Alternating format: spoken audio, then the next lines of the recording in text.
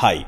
अब हमें अपना फ्री वाला डोमेन नेम क्लेम करना है जो हमें वेब होस्टिंग के साथ में एब्सोल्युटली फ्री मिला है। तो आपको सिंपली होस्टिंगर की वेबसाइट पे जाना है, फिर से वही लिंक यूज कीजिए saddamkasim.com/hostinger। इसके बाद आप एंटर पुश करोगे तो आपके सामने इस तरह का इंटरफेस ओपन हो जाएगा। नाउ टॉप राइट कॉर्नर पे यहाँ पे आपको लॉगिन का ऑप्शन मिलेगा, इस पे आप क्लिक करोगे। जो भी आपने अकाउंट क्रिएट किया है उसमें आपको लॉगिन कर लेना है। सो ये है मेरा होस्टिंगर का अकाउंट और मैंने भी बिजनेस वेब होस्टिंग ले रखी है। अभी जिस वक्त मैं इस लेक्चर को रिकॉर्ड कर रहा हूँ ये चल रहा है 2024 और मेरी होस्टिंग एक्सपायर कब होगी 2027 में। और इस प्लान में अभी तक मैंने 6 वेबसाइट्स होस्ट कर रखी है, मतलब इस सर्वर पे टोटल 6 वेबसाइट्स अभी राइट नाउ चल रही हैं। अच्छा, अब जब आप अपने होस्टिंग अकाउंट में लॉगिन कर लोगे ना तो आपको फ्री वाला डोमेन नेम क्लेम करना है। इसके लिए आपको जाना होगा डोमेन्स वाले मेन्यू पे and then get a new domain पे आप क्लिक कर लेना।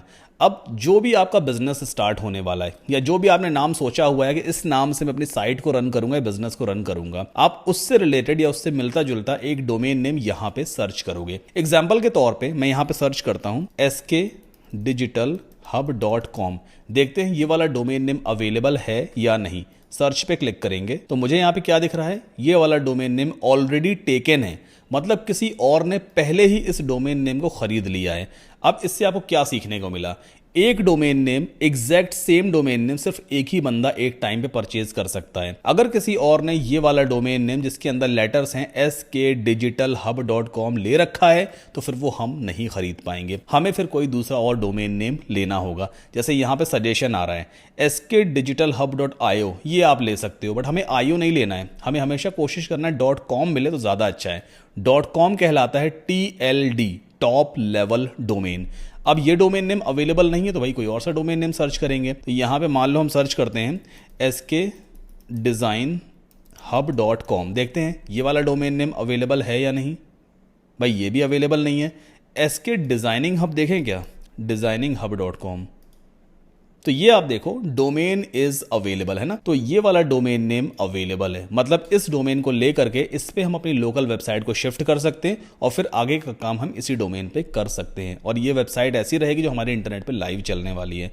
अच्छा, मेरे एंड पे 499 रुपए पर ईयर चार्ज करने को कह रहा है। क्यों कह रहा है, क्योंकि मैं अपना फ्री वाला डोमेन नेम पहले ही क्लेम कर चुका हूं। बट आपके एंड पे यहाँ ऐसा कुछ लिख के आएगा get this domain for free या क्लेम अ फ्री डोमेन, ऐसा कुछ। उस बटन पे क्लिक कर देना, जो आपका डोमेन नेम रहेगा ना वो आपकी होस्टिंग से कनेक्ट हो जाएगा। एक फॉर्म भी आपके सामने आएगा जिसमें आपको अपना नाम, ईमेल एड्रेस, घर का पता वगैरह लिखना होता है ताकि आपका डोमेन नेम आपके एड्रेस पे रजिस्टर हो सके। ठीक है, तो वो फॉर्म आपको फिलअप कर देना होता है। अच्छा, हमने होस्टिंग भी ले ली है, हमने डोमेन नेम भी ले लिया है। अब बारी आती है कि हम अपनी साइट को आखिर लोकल सर्वर से शिफ्ट कैसे करेंगे लाइव सर्वर पे। देखो, सबसे पहले हमें अपनी लोकल वेबसाइट का पूरा बैकअप क्रिएट करना होगा, मतलब जो लोकल सर्वर पे हमने साइट बनाई है ना उसका पूरा बैकअप क्रिएट करेंगे और उसे डाउनलोड कर लेंगे अपने कंप्यूटर पे। पहला काम ये करेंगे। दूसरा काम क्या करेंगे, जो डोमेन नेम हम क्लेम करेंगे ना होस्टिंगर से, मतलब जिस डोमेन पे हमें अपनी वेबसाइट को इंटरनेट पे लाइव चलाना है, उस डोमेन पर हम वर्डप्रेस को इंस्टॉल करेंगे और फिर जो बैकअप हमने डाउनलोड कर रखा है ना उस बैकअप को हम अपने लाइव सर्वर पे जो वर्डप्रेस हमने इंस्टॉल किया उस पे शिफ्ट कर देंगे।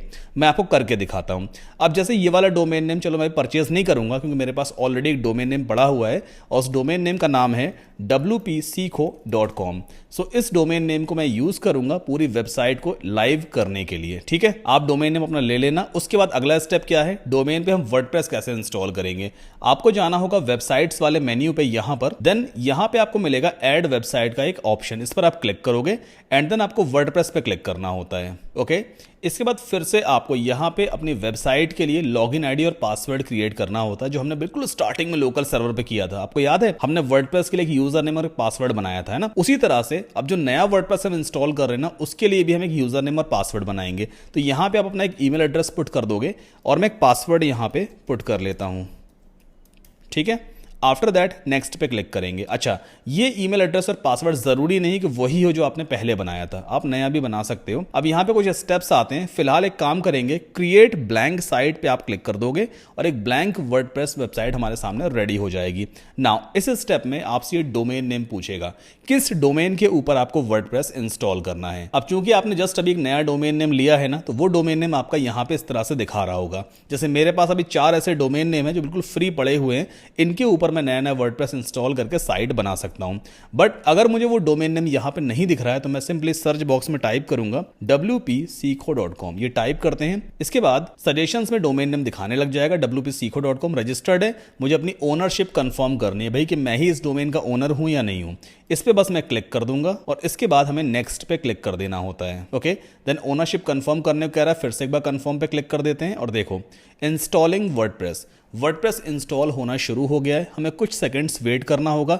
जैसे ही वर्डप्रेस हमारे इस डोमेन नेम पे इंस्टॉल हो जाएगा तो फिर हम अगले लेक्चर में जंप करेंगे और वहां पर मैं आपको सिखाऊंगा कैसे हम एक लोकल साइट को इंटरनेट पे शिफ्ट करते हैं। तो जब तक वर्डप्रेस इंस्टॉल हो रहा है थोड़ा सा वेट कर लेते हैं। सो फाइनली वर्डप्रेस हमारे डोमेन नेम पर इंस्टॉल हो गया है और यहां पर आप देख सकते हो डोमेन नेम दिखा रहा है। अच्छा, जब आप फ्रेश वर्डप्रेस इंस्टॉल करते हो ना, कुछ देर वेट कर लेना, मतलब 10 से 15 मिनट आपको वेट करना है, क्योंकि अभी भी बैकग्राउंड में कुछ प्रोसेस वगैरह चल रही होती है। अभी हमने डोमेन पे वर्डप्रेस इंस्टॉल किया है, अब हमें यह भी चेक करना है कि SSL सर्टिफिकेट इंस्टॉल हुआ है या नहीं। SSL का मतलब ये जो ऊपर HTTPS लिखा होता है ना, और यहां पे लिख के आता है कनेक्शन सिक्योर, ये वाला फीचर इंस्टॉल हुआ है या नहीं। तो लेफ्ट हैंड साइड पे यहां पे सर्च वाले बॉक्स में हम टाइप करेंगे SSL और यहां पे आपको दिखाएगा SSL, इस पर आप क्लिक करोगे तो राइट साइड हम देख सकते हैं ये मेरा डोमेन नेम है और इस पर SSL एक्टिव दिखा रहा है, मतलब SSL सक्सेसफुली इंस्टॉल हो चुका है। एक बार न्यू ब्राउजर टैब में अपना डोमेन नेम ओपन करके देखते हैं,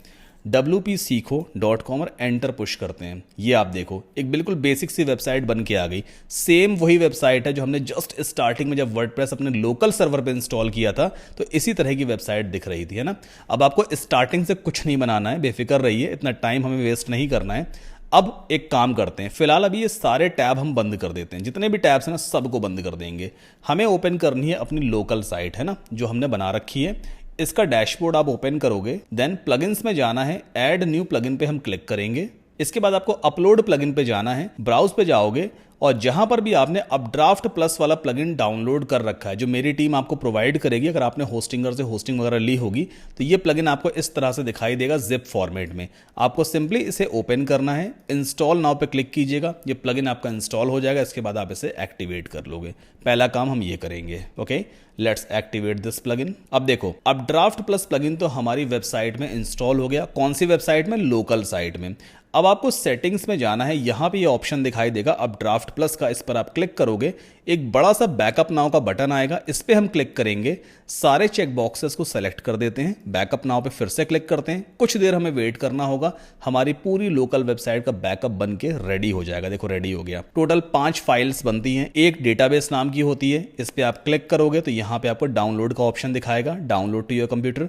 दूसरी प्लगइन्स की होती है, तीसरी थीम्स की होती है, चौथी अपलोड्स की एंड अदर्स की। ये पांचों फाइल्स हमें डाउनलोड करनी है।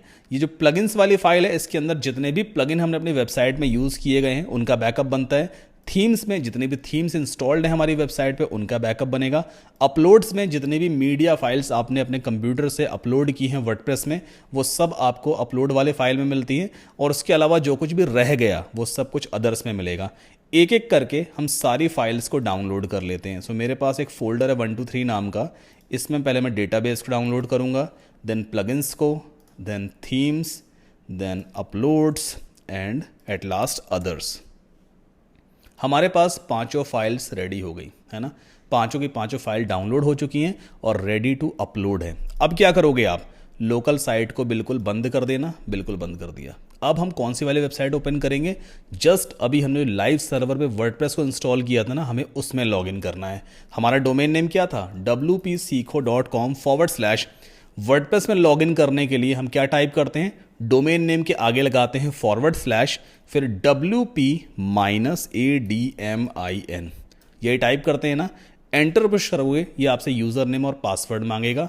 अब कौन सा यूजर नेम और पासवर्ड? जस्ट अभी हमने क्रिएट किया था होस्टिंगर पे, तो मैंने एक ईमेल एड्रेस पुट किया हुआ था, उससे पहले मैं टाइप कर देता हूं और यहां पर एक पासवर्ड एंटर कर देंगे। आफ्टर दैट लॉगिन पे क्लिक करते हैं और ये हमने फ्रेश वर्डप्रेस में इंस्टॉल किया जो हमारा लाइव डोमेन है। अब फिर से आपको प्लगइन्स पे जाना है और ऐड न्यू प्लगइन पे हम क्लिक करेंगे। फिर से सेम प्लगइन हमें इंस्टॉल करना है। कौन सा वाला? अपड्राफ्ट प्लस वाला प्लगइन, जो पेड प्लगइन मैंने आपको प्रोवाइड किया है। अपलोड प्लगइन में जाओगे, ब्राउज पे जाओगे और ये रहा वो प्लगइन। इंस्टॉल करके इसे फिर से हम एक्टिवेट करेंगे। Okay, let's activate this plugin. Okay, फिर से अब हम जाना होगा सेटिंग्स में। अब ड्राफ्ट प्लस बैकअप्स पे चलते हैं और एक काम करते हैं, न्यू टैब में ना WPC को ओपन भी कर लेते हैं एक बार, है ना। ये ऐसी दिख रही है ना अभी। वापस अब ड्राफ्ट प्लस में आ गए। अब की बार हमें बैकअप नाउ पे क्लिक नहीं करना है। जो हमने बैकअप फाइल्स पहले से डाउनलोड कर रखी है ना, उन फाइल्स को हमें अपलोड करना होगा। स्क्रॉल डाउन करेंगे, यहाँ पे आपको देखो ऑप्शन दिखाई देगा अपलोड बैकअप फाइल्स, इस पर आप क्लिक करोगे। सेलेक्ट फाइल्स पे जाना, जहाँ भी आपने सारी बैकअप फाइल्स डाउनलोड कर रखी है ना, ये सारी फाइल्स हैं, इन्हें मैं एक क्लिक में ओपन करूंगा या अपलोड करूंगा। सारी फाइल्स हमारे नए वर्डप्रेस में अपलोड हो रही हैं। तो यहाँ पर हम देख सकते हैं पांचों बैकअप फाइल्स हमारी अपलोड हो चुकी हैं। अब आपको रीस्टोर बटन पे क्लिक कर देना है। इन सभी चेक बॉक्सेस को आप सेलेक्ट करोगे एंड देन नेक्स्ट पे क्लिक करते हैं। आफ्टर दैट आपको रीस्टोर बटन पे क्लिक कर देना, आराम से बैठ जाना है बस। हमारा रीस्टोरेशन प्रोसेस स्टार्ट हो चुका है। कुछ ही देर में जो हमारी ये वेबसाइट दिख रही है ना, यहाँ पर ये वेबसाइट दिख रही है, ये हट करके पूरी वही SK डिजिटल हब वाली वेबसाइट रीस्टोर हो जाएगी। देखो यहाँ पे क्या मैसेज आ गया, restore successful, return to UpdraftPlus configuration पे आप क्लिक करोगे, ये फिर से आपसे लॉगिन डिटेल मांगेगा। अब की बार कौन सी लॉगिन डिटेल काम करेगी, जो हमारी लोकल वेबसाइट थी ना, उस पर जो हमने यूजर नेम और पासवर्ड क्रिएट किया था वो यहाँ पे काम करेगा। ऐसा क्यों? क्योंकि हमने उस पूरी लोकल वेबसाइट का बैकअप क्रिएट किया था, डेटाबेस का भी बैकअप क्रिएट किया था, वही हमने रीस्टोर भी कर दिया है। और डेटाबेस फाइल के अंदर यूजर नेम और पासवर्ड सब कुछ सेव रहता है। तो हम यहाँ पे अपना पुराना यूजर नेम टाइप करेंगे जो था SADDAM, और मैं यहाँ पे सेम पासवर्ड को भी टाइप करूंगा। ओके, आफ्टर दैट लॉगिन पे क्लिक कर देते हैं। देन यहाँ पे आपको एक ऑप्शन दिखाई देगा डिलीट ओल्ड फोल्डर्स, इस पर आप क्लिक कर देना। पुराने फोल्डर्स हम डिलीट कर देंगे। अब एक बार मैं इस पेज को हार्ड रिफ्रेश करके आपको दिखाता हूं। ये कौन सा डोमेन है? wpseco.com। देखो पूरी SK डिजिटल हब वाली वेबसाइट हमारी इंपोर्ट हो गई, या हम यूं कह सकते हैं रीस्टोर हो गई। एक एक चीज रिस्टोर होती है, कुछ भी आपका मिस नहीं होगा। बस इंटरनेट फ्लक्चुएट आपका नहीं होना चाहिए, इंटरनेट सही तरीके से आपका काम करना चाहिए। कॉन्टैक्ट पेज पे जाएं तो देखो यहाँ पे भी सारी चीज़ें एज इट इज़ हैं, जैसे हमारी लोकल वेबसाइट पे थी। सर्विसेज पे जाएं तो यहाँ पे देखो सर्विसेज पे सारे फीचर्स एज इट इज़ काम कर रहे हैं। अब अगर मैं अपना लोकल सर्वर बंद भी कर दूं, ये मेरा लोकल सर्वर है ना, अगर मैं इसे बंद भी कर देता हूं, क्योंकि हमारी वेबसाइट अब लाइव सर्वर पे चल रही है, हमारी वेबसाइट की जितनी भी फाइल्स हैं वो अब मेरे कंप्यूटर पे नहीं रह गई, अब वो लाइव सर्वर पे जा चुकी हैं, और लाइव सर्वर इंटरनेट से कनेक्टेड है। अगर मैं इस लोकल सर्वर को अब यहां बंद भी कर देता हूं ना, तो भी ये मेरी जो वेबसाइट है WPseco, ये प्रॉपर तरीके से काम करती रहेगी, देखो, है ना।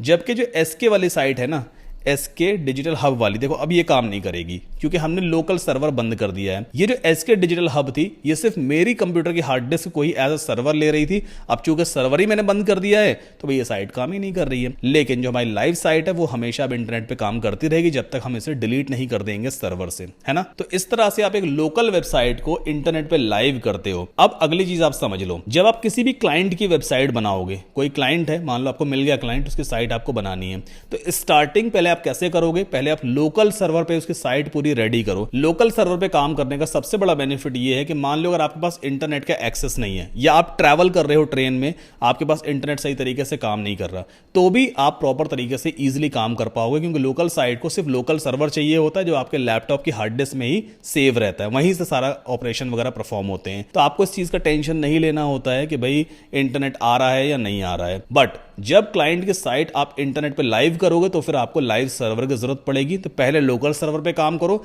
जब साइट पूरी रेडी हो जाए उसके बाद उस साइट को उठा करके लाइव सर्वर पे शिफ्ट कर दो, ठीक है। आई होप आपको समझ में आया होगा लोकल साइट को कैसे इंटरनेट पे लाइव करते हैं। कोई भी डाउट है, क्वेश्चन है, क्वेरी है, आपके सामने ही सपोर्ट ईमेल आ रहा है, इस पर अपना ईमेल ड्रॉप करना, मेरी टीम डेफिनेटली आपको सपोर्ट प्रोवाइड करेगी। अब अगले लेक्चर में हम एलिमेंटर प्रो प्लगइन को इंस्टॉल करेंगे, और जो कुछ भी रह गया है लोकल सर्वर पे, वो सारी चीजें हम फिक्स करेंगे। So I will see you in the next lecture.